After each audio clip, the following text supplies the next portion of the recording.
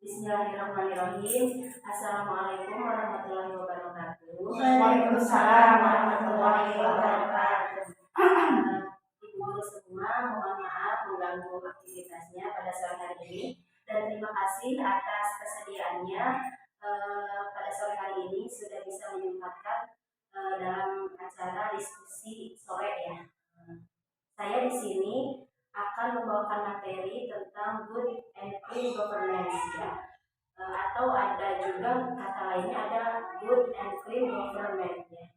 Puji dan syukur kita panjatkan kepada Allah Subhanahu Wa Taala bahwa pada hari ini kita dalam keadaan sehat, dalam cuaca yang cerah, bisa ada dalam hafal mubarak ini. Salawat beserta salam marilah kita panjatkan kepada junjungan kita Nabi besar Muhammad SAW, kepada keluarganya, juga kepada para tabi'in.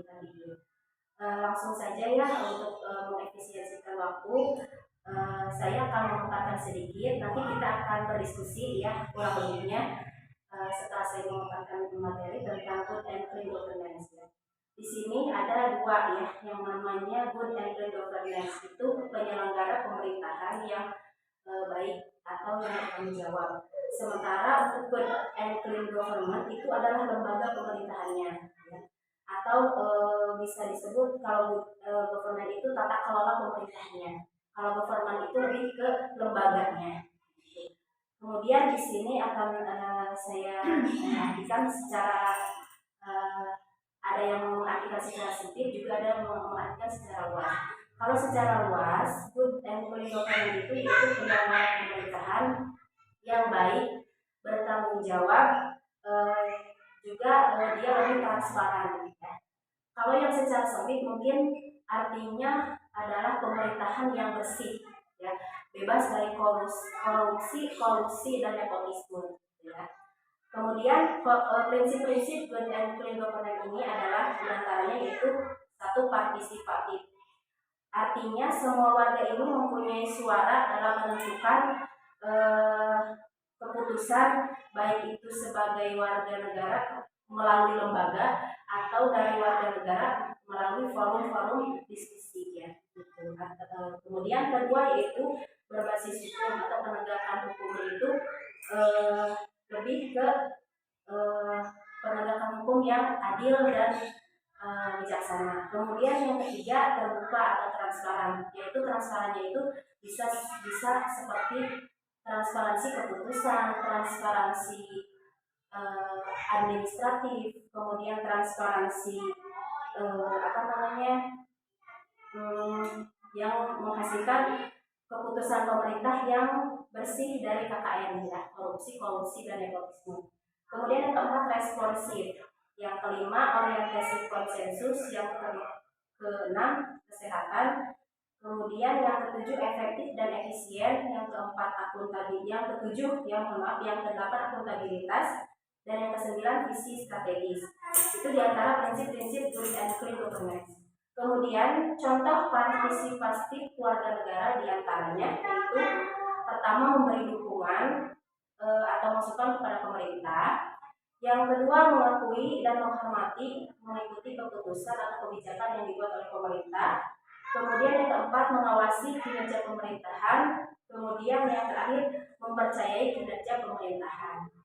Dari pemaparan yang sudah saya sampaikan, mungkin teteh ataupun ibu guru di sini bisa memberikan tanggapannya ataupun masukannya tentang kebijakan-kebijakan mana yang pemerintah saat ini yang menurut ibu atau teteh di sini merasa ini kebijakan sudah pas dengan apa yang dimau dengan oleh masyarakat ya, atau kebijakannya ini ternyata kurang mendukung dengan adanya keputusan di masyarakat, keputusan pemerintah kurang mendukung kepada masyarakat. Mungkin boleh pendapatnya salah satu dari teteh atau ibu di sini, silakan. Ya, mungkin ini tentang good and clean government ya. Dari poin yang pertama tuh ada partisipatif. Warga negara sendiri kan saat ini maksudnya sudah melek teknologi juga gitu ya. Cuman masih kadang untuk bisa menyampaikan tadi kan katanya warga negara itu yang namanya apa harus mengawasi kinerja pemerintah gitu. Nah, terkadang kita bagaimana gitu cara kita untuk bisa mengawasi. Terkadang kan kita hanya bisa kayak mengawasi, mengkritik, tapi tidak sampai kepada mengawasi dan menyetujui ya, terutama kita sebagai masyarakat juga mengawasi. Ketika kita mengawasi keputusan pemerintah, ketika keputusannya sudah keluar, artinya kita juga harus menyetujui karena memang sudah melalui mufakat, mungkin musyawarah melalui lembaga-lembaga tinggi pemerintahan. Saya juga punya satu pertanyaan nih Bu Teteh. Untuk kebijakan saat ini kan sekarang lagi banyak berita di televisi gitu ya, tentang kebijakan pemerintah yang memurahkan atau mensatuhargakan minyak goreng. Itu kira-kira bagaimana pendapatnya? Mungkin dari ibu rumah tangga yang sudah berpengalaman, silakan boleh berpendapat bebas.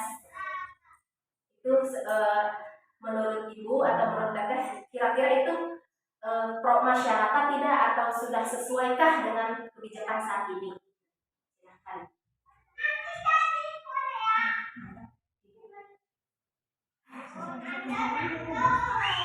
Maksudnya gimana? Maksudnya harga minyak goreng itu?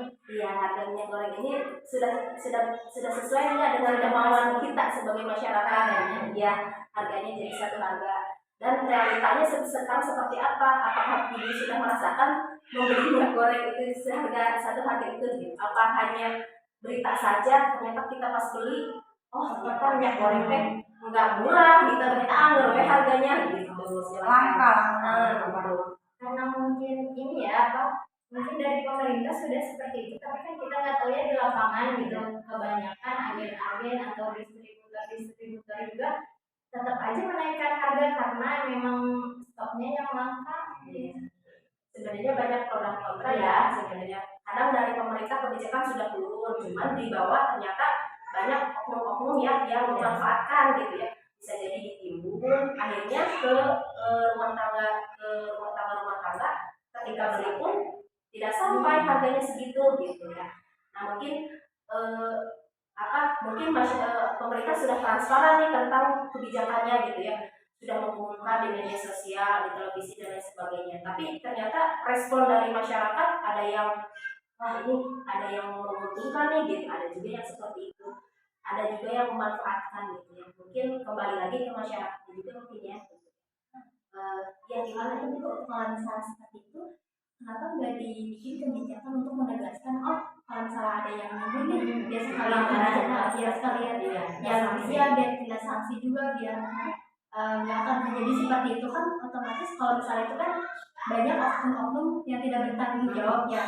Nah makanya harus dipertegas lagi kebijakannya. Terus juga kayak sebenarnya nggak selalu nyampe sih Bu ke masyarakat bahwa kebijakan pemerintah itu seperti apa dan kurang gimana ya. Jadi kayak bagaimana caranya pemerintah menyampaikan kebijakan itu sampai benar-benar kalau masyarakat itu merasakannya iya gitu. Dan itu juga sih kayak benar tadi kayak ada sanksi dari kebijakan, dari sanksi dari kebijakan ya, lebih tepatnya apa ya, sanksi untuk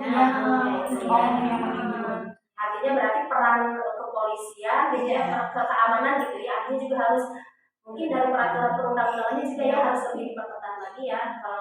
Kalau menurut saya gitu ya, pemerintah sudah mengeluarkan kebijakan, ternyata ada oknum-oknum yang ini, artinya kebijakan harus dibarengi dengan pendisiplinan aturannya itu gitu ya, oke gitu ya. Nah mungkin dari aparat juga harus lebih proaktif gitu ya dalam menyelesaikan permasalahan ini gitu ya. Mungkin salah satu dari kebijakan pemerintah saat ini ya. Terima kasih Ibu dan Teteh atas waktunya. Mohon maaf ya apabila diskusi kali ini kurang begitu bisa menjadi kurang begitu baik mungkin ya penjelasan saya. Mohon maaf karena saya juga di sini masih belajar. Terima kasih atas waktunya, terima kasih pula atas diskusinya pada sore hari ini.